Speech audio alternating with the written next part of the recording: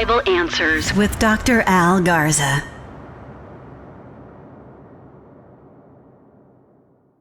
Welcome back to another edition of Bible Answers Unfiltered. I am your host, Dr. Al Garza. So today we're going to be discussing a link that was sent to me regarding a discussion with Wes Huff regarding Hebrew Gospels or Hebrew Matthew.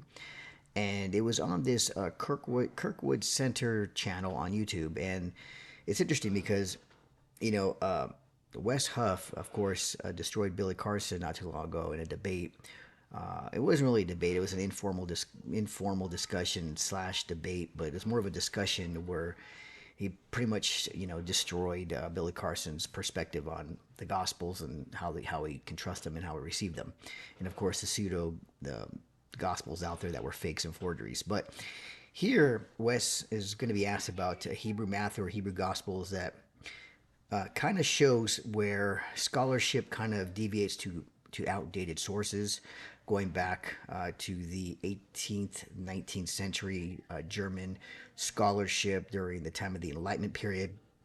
And this is where this scholarship kind of deviates from this, because Wes Huff is going to repeat the same old academic arguments against any Hebrew Gospels or Hebrew Matthew without doing any real research into what we do know now in our current discoveries.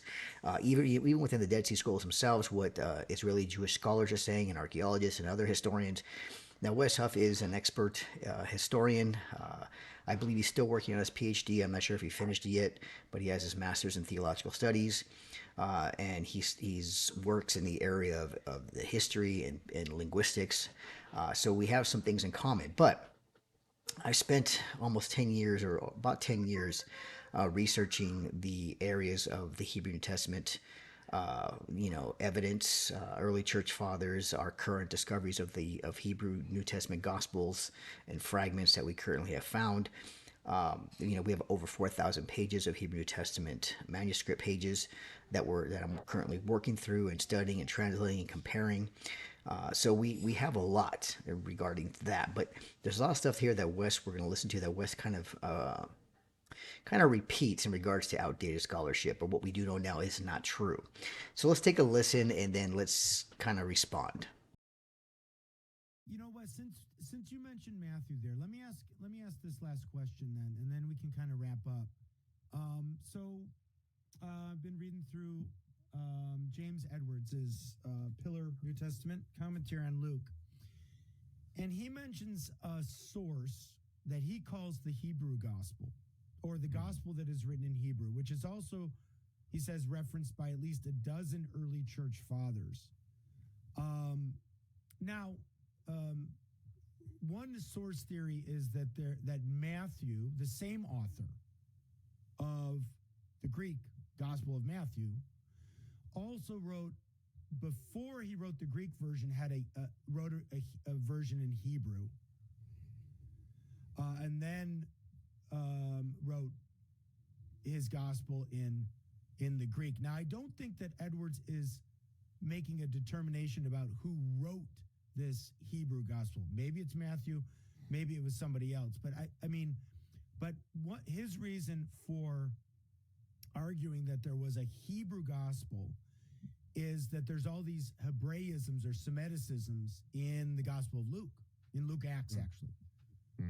I don't know if you've heard much about that, but would you have anything to add to that or say about that theory, that source theory? Yeah, I would say he's probably being liberal on saying that there are that many early church fathers who refer to Hebraic Matthew.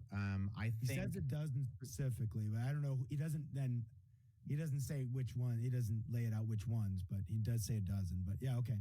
Go ahead. Yes. So I think specifically Papias, who we've mentioned already, it mentions it. And I think anybody else who mentions it is probably drawing on from the testimony of Papias. And even then, Papias says that the collections of the sayings of Jesus were written down, and he has this phrase in the Hebrew dialect, and each interpreted them as well as he could, which is the quote from Eusebius ascribed to Papias. And I would actually interpret that as not that Matthew wrote in Hebrew, but that he wrote in a Hebrew way, in the same way that I just highlighted before. Okay, so let me respond to that. First, he's going to elaborate a little more on that, but in a Hebrew way. Now, no, Papias, I've documented in my book here that you can find on Amazon and pretty much any online bookstore, the search for the language of the New Testament regarding the language itself. And I got 15 early church fathers from the Greek, Latin, all the way down to from 2nd century Papias, as well as going down to the 9th century with the issue that of Myrrh. Now, they all attest that Hebrew Gospel of Matthew was written in Hebrew. He did not use the Septuagint all the way down, again, from Papias 2nd century all the way down Jerome, and in between Jerome and Augustine, and going down to, again, issued out of Merv, who was a bishop and an expert in the Syriac Hebrew language, Syriac and Hebrew. And they all attest that Matthew wrote in Hebrew, not in Greek. I got 15 documented in my book with their quotes, sayings, and where to find them. And they all affirm that this is not a Hebrew type or Hebrew saying of manuscript. Matthew was a Hebrew-speaking Jew. In fact, let me just reference the ninth, all the way down to the 9th century Ishudah, because he actually makes a very strong case on this. And this is what he says in his quotation. He says in his writing, in his commentary regarding Matthew, in his book regarding Matthew, was in his book was that his book was in existence at Caesarea of Palestine, and everyone acknowledges that he wrote it with his hands in Hebrew. Okay, and you can find that. This commentary of Ishudah of Myrrh, bishop, who was a bishop. You can find this in the Cambridge University Press by Margaret Dunlap Gibson in translation. And again, that Matthew's book, which was in existence in Caesarea, and everyone acknowledges that he wrote it with his hands in Hebrew. This is everyone. And this goes back to Papias, all the way back down from there on. I reference 15 early church fathers from Papias down to Bishop of Myrrh. And he also references John in Hebrew as well. So this isn't a dozen or so. This is 15 that I document in my book.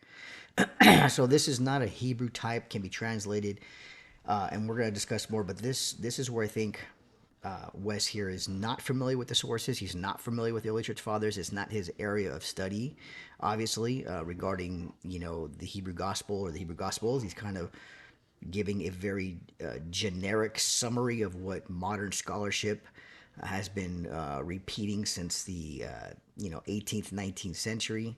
Again, starting with German liberal scholarship mostly, and again going from there. But let's continue and see what else he has to say. Is that it's a very Hebrew type gospel. And so this phrase that he wrote in the Hebrew dialect can just as well be translated, he wrote in a very Hebrew style. And I think that is true of Matthew. In fact, I think Matthew is purposefully both A, writing scripture. I think Matthew thinks he's writing scripture. And B, I think he thinks he's writing Hebrew narrative and that he's finishing the book of Chronicles. Whereas Chronicles finishes the Davidic expectation and is the last book of the Jewish Tanakh. I think just as Chronicles starts with the genealogy, Matthew starts with the genealogy and traces Jesus directly to David. And I think that's what he's doing. And then when Papias sees that and says, oh, well, Matthew's writing in a very Hebrew way, I think that fits perfectly, more so than if he's actually writing in Hebrew, because A, we don't have any evidence for a Hebrew gospel, never mind a Hebrew gospel of Matthew. No evidence. 15 early church fathers says he wrote it in Hebrew. That's evidence. They all attest to it. I just read you the last one, the 19th century. They all affirm it. We do have Hebrew manuscripts. In fact, even within Shem Tov, I disagree with most scholars that there is a Hebrew gospel of Matthew that was originally written. The early church father says Matthew wrote his gospel first in Hebrew. First. The first one. Again, this is evidence, and we do have Hebrew New Testament manuscripts to compare, newly discovered within the last 5 years or so. So there is plenty of evidence, and in my book, I document that completely. Which again, I don't see him having this knowledge or understanding of this at all. He's again going off the cuff with modern, outdated scholarship in this area. But we'll continue. They're all in Greek. And I see no indication that anything in Matthew is translation Greek. And we can pick out translation Greek. There's a lot of translation to show translation into Greek. Not only are there Hebrew words that are transliterated into Greek from Hebrew, any basic scholar who knows Hebrew and Greek can point out that there are Hebrew words that have been transliterated into Greek, and that's what Augustine even pointed out, that there were, Hebrew words that were left untranslated when going into Greek in the New Testament. So, and he lists them. I list them in my book. Again, there's plenty of Hebrew word puns that you can get from Hebrew if you go back from Greek to Hebrew. Again, this I'm not sure why he's coming from again the standard, again, scholar of modern scholarship that has not yet caught up with the evidence that we know today. So it's unfortunate that he's repeating this because a lot of it is completely untrue. But let's continue and we'll continue to push back. With regards to Edwards, he's positing a Hebrew gospel because of Luke's gospel, because he says there's this abundance of Semitisms and Hebraisms in Luke, not in Matthew. So that's why I think he's saying he's arguing there was a Hebrew gospel that Luke drew from. Whether or not it was Matthew who wrote it, I think Edwards is staying agnostic. But he's just saying that he does believe there was a Hebrew gospel story prior that Luke drew from. So that would have been at least earlier than Luke. But I don't know. Maybe you haven't. I mean, it's hypothetical. It's not impossible, but I just don't think it's probable. I don't think it's probable because I think it would be far more likely that it was written in Aramaic than it would be written in Hebrew for the kind of linguistic notoriety of the time of what languages were actually being spoken and utilized. I think it's very unlikely that it would have been in Hebrew. I think Okay, let me interject here. No, it would have been most likely written in Hebrew, not Aramaic. In fact, this is why in the Dead Sea Scrolls you have a number of quotations. Let me get one here for you. Within the Dead Sea, how many Greek manuscripts we actually have, what we found in regards to this, because we got to remember this is something that was well known. Dead Sea Scrolls, we have more Hebrew non-biblical writings than Aramaic and Greek combined. So this is pointing back to the fact that we have these early attested writings. We have these non-biblical sources that actually point to all this, and so we got to understand this is not something that has no evidence for. This is why I don't understand why he's making the case for Aramaic. Aramaic primarily comes out of the 18th, 19th century again, where they believe that Hebrew was a dead language. Aramaic was a predominant language. That's why he's repeating that, and that the Gospels were somehow written in Greek when they were all Jewish Hebrew speakers, including Jesus himself.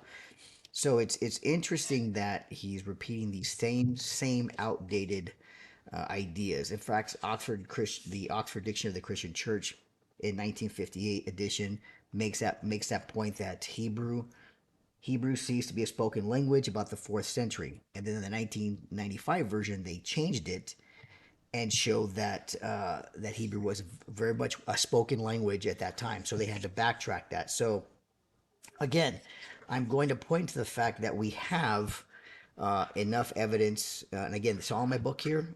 You can again pick this up anywhere online, and I document all this in my book, and I show that the early writings of the early church, all the way down to what we have within the Dead Sea Scrolls and all the non-biblical Hebrew.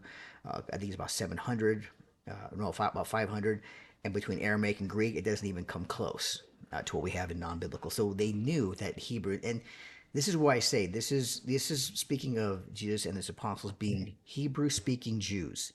These were not Hellenistic Greek Jews. The New Testament is clear on that when Acts 6:1 it makes a distinction between Hebrew Jews and Greek Jews.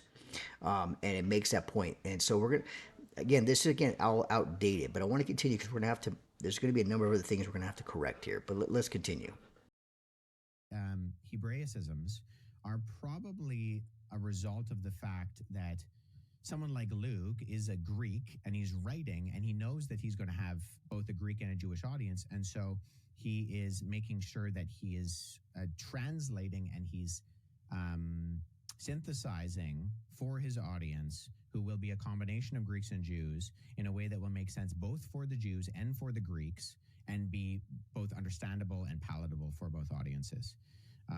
I think. Well, and if he's bilingual, Yep. he could be thinking in both languages as Yeah. he's writing, I suppose. I don't know.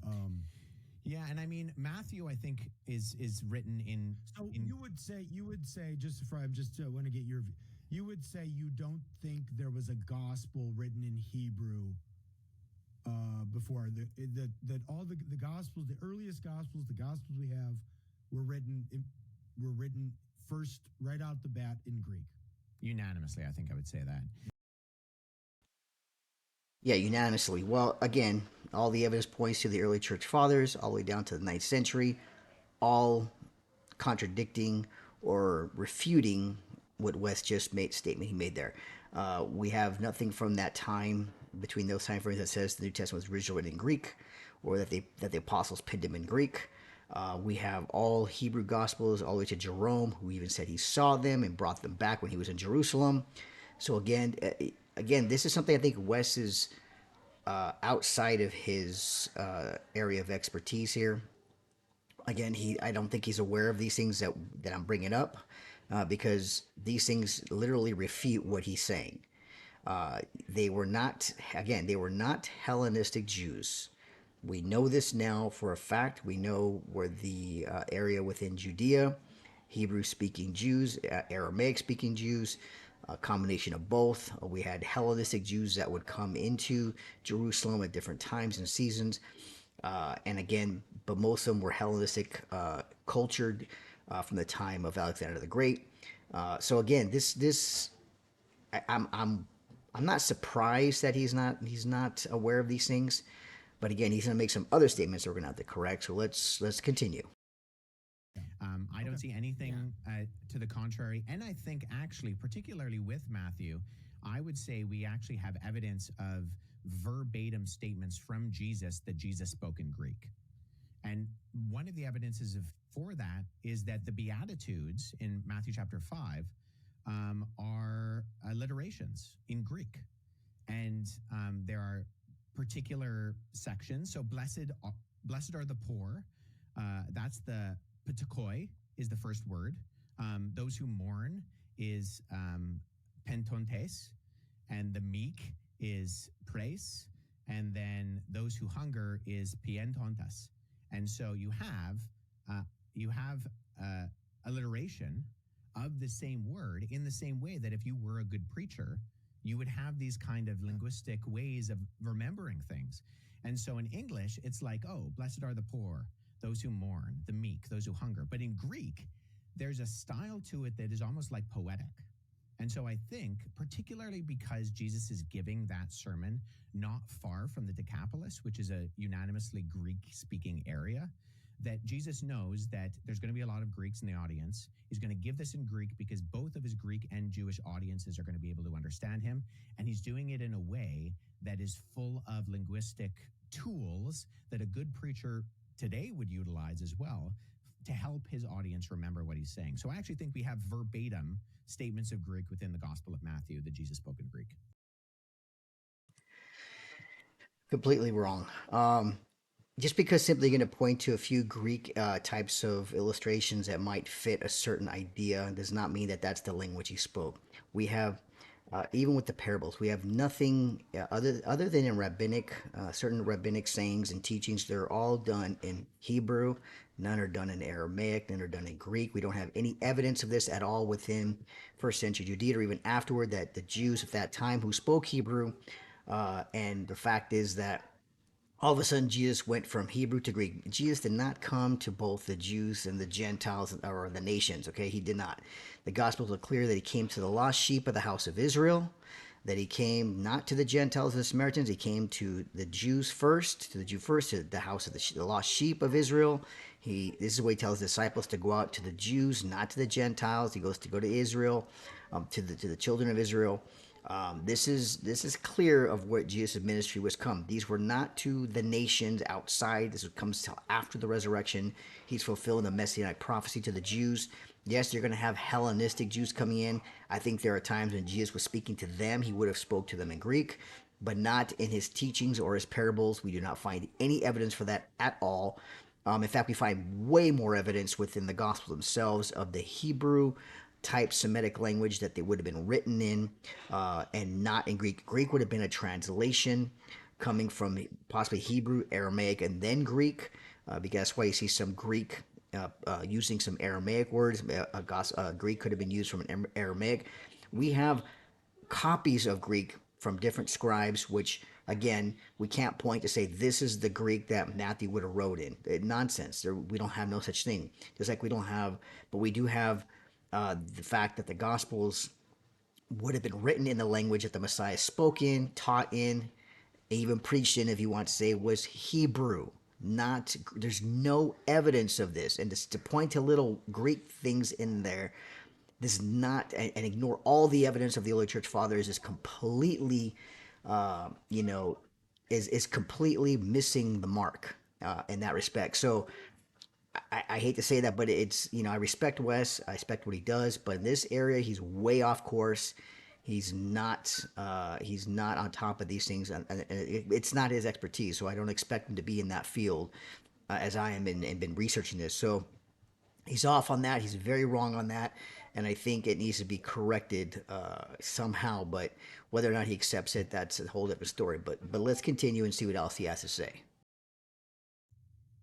No, that's a good point because, boy, I feel really ignorant now because I don't know, I hadn't thought so much about Jesus speaking in Greek that much because it's always kind of said, well, Jesus would have spoke Aramaic, so he must have done everything in Aramaic, but, you know. Listen to what he said, that Jesus would have spoke Aramaic. Again, that's 19th, 20th century, actually 18th, 19th, 20th century liberal German scholarship, the Enlightenment period where they removed Hebrew and ignored the history of the Hebrew, of the speaking language, and said it's a dead language, which they admitted afterward they're wrong. This is what you're going to get. That Aramaic was the language of Jesus and the apostles. That comes almost 2,000 years later, 18, 1900 years later, this idea. Well, actually, and even John Calvin actually makes reference and tries to say that the Syriac-Chaldean language was really, when it says Hebrew, that they really meant the Syriac-Chaldean language. So when you see Hebrew in the New Testament, Hebresis, or Evrit in the Hebrew, that it really means Syriac-Chaldean. Again, no evidence of that. There's zero early church attestment to any of these things that these men are saying. This is the outdated repetition that has been refuted, been corrected, and yet it's still out there because they haven't caught up to modern scholarship. What we do know now, even with the 4,000 plus pages of Hebrew New Testament manuscripts we have. So let's continue. Let's see what else you have to say. And what if Jesus was doing a lot of his sermons, especially his very public sermons, in Greek? And so therefore it's not really a translation. Well, if you want to reach a lot of people. Yeah. Well, of course, right. And dialects can really vary culturally as well. So you use the lingua franca, you use the common language. Koine was the lingua franca. Yeah. Koine Greek was not the lingua franca amongst Hebrew-speaking Jews in Judea. That's just a fact. They spoke Hebrew. In fact, even in Papias, he said that Mark was a translator for Peter because Peter spoke Hebrew. Okay, why would you need a translator? Mark would have been a Greek Hebrew speaking Jew, and then Mark, and he was a translator for Peter. So that we know, and that the early church fathers, Matthew wrote in Hebrew by his own hand, did not use the Septuagint. So again, this is stuff that's ignored. The evidence is there. These were not Greek speaking Jews. The common language amongst the Jews in Judea was not Greek. Hellenistic Jews, yes, it was Hebrew Aramaic. So again, this is where we get into a very poor research. Men have stopped researching this because they've just attested to the outdated sources like the Oxford Dictionary of the Christian Church and all these things that liberal scholars have to say. And so again, this is where we miss the mark. But let's continue. Yeah, Same right. same thing with writing a gospel in Hebrew. One of the problems with that is it's never going to be a bestseller, right? You've limited your audience. Papyrus was Yes, it wasn't supposed to be a bestseller. Nobody meant it to be a bestseller. These are letters being written to the people of that time, the Jews, to the Jew first, within Judea. So was it meant to, reach the world like that? They're writing to. This is why Paul goes to synagogue to synagogue to synagogue, speaking to the Jews and also to the Greek Jews. It's not at that time gone out universally yet. So yes, they're writing to their own people, and there's a reason for that. I get that in my book. There's a reason why they're writing in Hebrew, writing to the people at that time. Was writing about Jesus as the Messiah and so forth. These people are trying to make up reasons why it's Greek, and those reasons have been refuted and rejected. But let's continue. not easily obtained either. Writing, 25,000 words or what have you, it's a task, and it's expensive in those days. It's really a lot of, so you would want to if you're going to go to all that effort and all that time, you're going to want to put something down that's going to reach a broad audience and be understood much more broadly. I mean, I can imagine that there are fingerprints of Hebrew throughout the Gospels because they're Hebrew writers and they're living in the Hebrew age, and we do the same thing. We get Americanisms, that we don't even have conscious knowledge that we're doing when we're putting stuff together. But that's just because it comes from our cultural milieu. Well, what I mean, Wes, would Hebrew, like official Hebrew, would that have been fairly exclusive at the time? I mean, would that have been more reserved for the upper class or just the religious class? It was like Latin was in the last century. It was a formal language, but everybody spoke Aramaic, colloquially, right? Again, read the New Testament. Read the language that Paul spoke to his brethren in Hebrew, Hebraeses. Jesus spoke to Paul in Hebrew. On the cross was Hebrew, Greek, and Latin. There's no Aramaic, no Sadducees, no Aramite. It was Hebrew. Hebrew all throughout the New Testament, in the book of Acts and Paul's letters to the Gospels. These were Hebrew-speaking Jews. Again, this is where they literally have to make up reasons to why they think it has to be justified Greek and Aramaic. The Aramaic supremacy is 1800 years later. Okay, 18th century, 19th century, 2000, until we get to the Dead Sea Scrolls, and even then, we know that Hebrew was a spoken language, Jesus' mother tongue, the apostles, not Aramaic, not Greek. We're not saying they weren't, that Jesus wasn't trilingual or anything, but he's saying his mother tongue was Hebrew. The region of Judea where they were was Hebrew. So again, this Aramaic nonsense has really got to stop because it doesn't give weight in anything we know from the early church fathers and from the New Testament itself. Zero. It's all Hebrew in the New Testament. Like I just said, Hebrew-speaking communities, Paul speaking Hebrew, Jesus speaking to him in Hebrew, Jesus speaking Hebrew parables, the sign on the cross, all these things. We know already Hebrew was a spoken language within Judea amongst the Jews, and so was Aramaic, and then Hellenistic Jews spoke Greek. So we got to stay with the evidence, okay? We really do. But let's continue. Greek. Yeah, so this is a debated issue, but I think the consensus is, and I would agree with it, that Hebrew was largely relegated to an ecclesiastical language within the Jewish community, that it certainly wasn't unknown in the way that Latin became in the Middle Ages. It would have been used pretty frequently, and you would have gone to the synagogues and heard Hebrew spoken and even taught in Hebrew. Or read in pretty, Hebrew, right? Yeah, pretty frequently. But this was such a multilinguistic age that you would have been speaking. I mean, ever since the Babylonian exile, you would have been speaking Aramaic, but Greek had become so prolific and actually had incorporated into the Jewish language so much that, in the aftermath of the Maccabean revolt, you have Jewish and Greek names being used, right? So you have, Yeah, right. Everybody's got their Jewish name, and then they got Saul, Paul, and everybody's got a Greek or Latin name as well. Yeah, and although it's often claimed that the 10 disciples held Hebrew Aramaic names, that's not entirely true. Hebrew names can end in any letter, but Greek words and names can really only end in the vowel sounds N, S, or R. So if you look at the given names, say in Matthew chapter 10, verses 2 to 4, where you have the disciples listed, apart from the two Simons, all the rest of the names end with the Greek S. So that doesn't necessarily mean that names like Thomas, Bartimaeus, or James, Jacobos, right, are Greek, but it does mean they are presented in nativized, or that they're at least nativized with Greek terminations. So it was not uncommon to adopt the Hebrew Old Testament names like Jacob and then Greekize them into Jacobos, which is exactly what we see. Or Miriam, Hebrew, Maria, Greek. We see these kind of used back and forth within.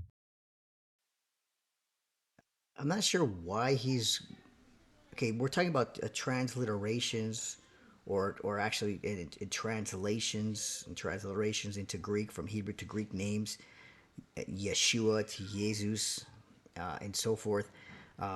Miriam to Maria. I mean, you're not going to find in the Greek text typically Hebrew names. They're going to be transliterated or translated into that language that's being written into. It's like if I pick up a Hebrew Gospel of Matthew, I'm going to find all Hebrew names, pretty much the Hebrew names of the apostles, including Yeshua and so forth, and Shaul and all that, because we're talking about Hebrew. If I'm translating into Greek, then of course I can I can translate those names in or transliterate them in, and of course it has something to do with that's a stretch. Again, he's making up answers and scenarios regarding even with the Hebrew in order to get away from the fact that, again, this was Hebrew speaking Jews, Hebrew names. And yes, sometimes like Paul, Apollos, and Shaul, he had both Hebrew and Greek because of where he came from, his background. But he was a Hebrew speaking Jew out of the house of Hillel, which was a Hebrew, and they were granted to speak Greek, as the Talmud says that those people from the Hillel, that school of thought, were permitted to learn Greek, because they associated with high officials and government officials and all that, so they learned Greek. They were permitted so, but it wasn't something that other Jews did. They did not learn the language of the Greeks. So there was exceptions. Again, it's in my book. You can find these things, what I'm talking about. The names is not evidence of any of this. It's just an excuse to give it from transliterations of the names and moving it to translations of the Greek. There's, again, no evidence of this. This is particularly just opinion to justify a Greek New Testament only. So let's continue. And we even have examples of like Bar, which is Aramaic for son of, with Timaeus, which is the name of one of Plato's characters. So Bartimaeus is a combination Aramaic Greek name. So that's how prolific these things were. Yeah, that's good. That's probably good to point out because, that would be relevant to this idea that when the gospel writers are writing in Greek, and they may not be translating Jesus's words. They may just they're just recording what Jesus said in Greek. That's a good point. Yeah. Okay. Yeah, I think we have to be careful there. Yeah. But I think right. I think in some places, Jesus might even be paraphrased, and I think that that's also appropriate too. But in other places, Right. particularly like the Beatitudes, I think we have a verbatim collection of Jesus's teaching. Right. That's good. I'm just saying, just so now we're thinking Jesus exclusively spoke in Aramaic, so that everything the gospel writers wrote that are out of the mouth of Jesus had to be some kind of translation. That, there might be very well be times and places, maybe even. I mean, that's an interesting study. I'm assuming people have done that study. Like, where might we think Jesus would have just spoken directly to his audience in Greek instead of maybe Aramaic? Yeah, no. The study that's been done already, I've done it right here. Almost 10 years of research here. So again, we're talking about, you know, uh, the search for the language of the New Testament. I documented all here. Scholarly sources in here. I quote many scholars in here. Many scholars. The early 15 early church Greek and Latin, all the way up to the Syriac bishop issued that, and all of them affirming the Hebrew gospel, Hebrew Matthew, even within Paul's writings and some of the gospel, all the gospels themselves, and specifically the epistles, where we know Peter spoke only Hebrew, and John and all. So again, I deal with this in the book. This stuff again unfortunately is still being spoken of outdated scholarship, and it hasn't been corrected. And again, I think this is what's going to take time before we realize, okay, it wasn't Aramaic. Oops, it was Hebrew. We know this now. If you ask somebody where these Aramaic primacy and Greek only gospels come from, when did this start? This type of scholarship thinking, they probably can't tell you. They probably don't know. And it's I document where it started and how we know that that's where they went away from the Hebrew concept of the Gospels, or the Hebrew gospel concept, Matthew and all that, and Matthew being the first writer, and they started jumping into Q, and all these German scholars have Q and the source documents, and how Mark was now written for, again, ignoring all the evidence what we have from the early church, now rewriting history to fit German liberal scholarship. And Christian scholars have picked that up and held on to it. I don't know why. Not all. There are a lot of good Christian scholars, which I document in my book, who don't subscribe to that. And I think Wes needs to update himself linguistically and historically on this topic. And again, it's in my book right here. I document it all. So again, I hope this gets eventually corrected, or at least challenged with the research that we know out there that's been done, especially specifically in Israel, and with Israeli Jewish scholars who have also well documented this. And again, but we'll see what happens. But well, I want to thank you for listening and tuning in. Pick up, if you want to support this ministry, please pick up some of my books online. One of my new books, Why the World Needs Jesus, is really doing really well right now. I've got a lot of emails and phone calls about this book. It's a devotional book. Well, not really a devotional book, but it's a personal book of mine writing about why the world needs Jesus. It's not an academic book. This book can be used in Bible studies. It's got the different devotional things in here that people can use this for, and Bible study groups, prayer for salvation, Bible verses for encouragement. And this is in the appendix, obviously, questions for personal reflection or study group questions. But the book deals with, Jesus as the Son of God, living with the kingdom mindset, Jesus' eternal kingdom, the role of the Holy Spirit, Jesus' power to change lives, the new covenant in Christ, finding peace among chaos, Jesus' power to heal the world, bringing light of Christ to others, the call to evangelism, how to share your faith. A lot of these topics are in this book. And if you're in depression or you're going through issues, there's sections in here, chapters in here that help with that, and how we look at this from a biblical perspective, a biblical standpoint, and how we can utilize these things, and why. And again, it answers a lot of those questions on why the world needs Jesus, and the problem of sin, the relevance of Jesus in modern culture, all those things. So Along with this book, I recommend if you're looking to get answers for that, but also academically, if you want to know more about what I spoke of about in this video, right here, The Search for the Language of the New Testament.